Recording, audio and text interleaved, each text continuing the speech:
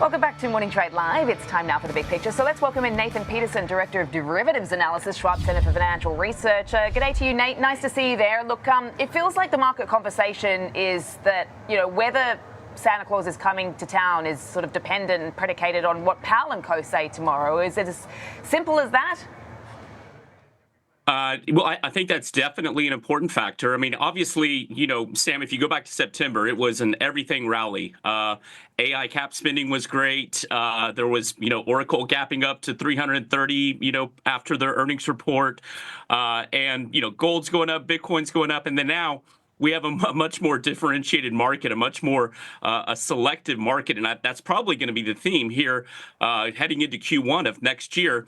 And so, yes, the focus now is turned over to yields. And it's not just the Fed and what they say tomorrow, even though we expect to get that 25 basis point cut. It will be the guidance. And I know that, there was a note last week from Bank of America that if the Fed is too dovish, that could be bad for yields. But I think the risk is probably that they're going to be, a little bit too hawkish. So, I'm surprised that the probabilities are as high as they are, maybe because of the jobs data that's been coming out. We're going to get that 25 basis point cuts. But then I think the tone likely could have some hawkishness to it, given that there's going to be a lot of data that comes out next week. There's been some dissents within the Fed. Powell does have a legacy, and he's been, kind of immune to political pressures. And so I don't think he's going to be ultra dovish as he, looks to walk out the door from the Federal Reserve. So we'll keep an eye on that. But then, Sam, we also have a Bank of Japan meeting next week, which is, we've seen some tractor beam action in terms of the JBGs moving higher across seas, kind of bringing our yields up over here. So, yes, the yields are going to be very important. That seems to be what the market is focused on. We've kind of come up to within 1% of all-time highs and stalled out. And it feels like today we're just kind of waiting to see what happens with the Fed. And yes, while bullish seasonality is right here, right now, and potential fun, performance chasing could come into play, seasonality doesn't guarantee that we're going to get higher. And we've had kind of an unusual year, not just the 20%, up years that preceded this year, but the seasonality has been a little bit opposite of what we would have thought this year. So we've got to remain, I think, humble and flexible. We'll listen to the Fed, keep an eye on Japan yields overseas, and then we'll listen to what Powell has to say tomorrow out of the FOMC meeting. Yeah, obviously we've been keeping an eye on those JGB yields because of the fact that, the last time we had the Fed cutting and the BOJ hiking, we had the whole carry trade unwind scenario. And that's obviously something that's been brought back into the conversation, whether this could have an impact on, the AI stocks and a potential for a correction, as some guests have actually pointed out. Yes, that Bank of America note, actually, that you highlighted has left a few people sort of scratching their heads in the market, hasn't it, Nate? Because, I mean, talking about how if the Fed is going to be dovish, you could head yields in the other direction. I'm just wondering, as much as we can pontificate and sort of try to figure out what might come next, what are the technicals telling you? What are the charts saying right now? Well, from an intermediate term to a longer term perspective, we had some technical healing in the back half of November heading into December. We got back above our 50-day simple moving averages across all the majors.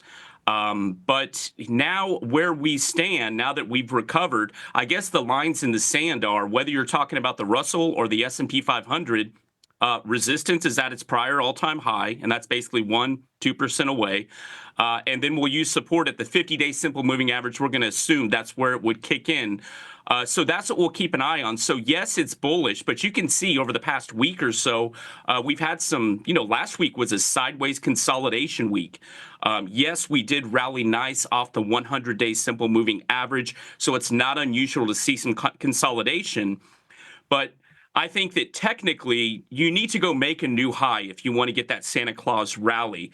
If we run up to basically 1% of all-time highs, and then we get a more hawkish than expected Fed and yields go up and markets begin to turn lower, that's going to bring a lot of, I think, questions into whether that performance chasing or whether Santa Claus actually shows up. And so we'll have to just kind of take it as it comes. And again, we'll have to watch what happens out of the BOJ, what their tone is as well.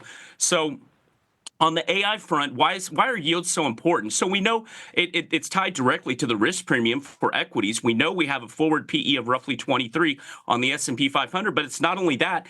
We have we're at this juncture where mega cap tech, which has just been, cash rich balance sheets, are now in this spending phase for the most part. Apple not so much. And we had that, kind of a bearish note out of Ed Yardeni the other day about the Mag 7.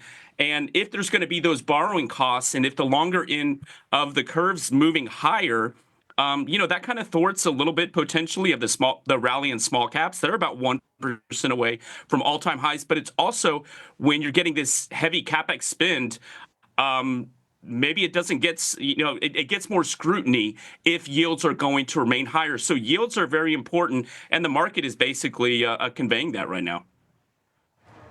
Yeah, look, plenty to watch out for, and obviously the markets don't want to get a lump of coal come tomorrow as we look out to year end. But thanks for getting us across that and helping us out with what the expectations could be come tomorrow. Nate, always appreciate it. That is Nathan Peterson there of the Schwab Center for Financial Research.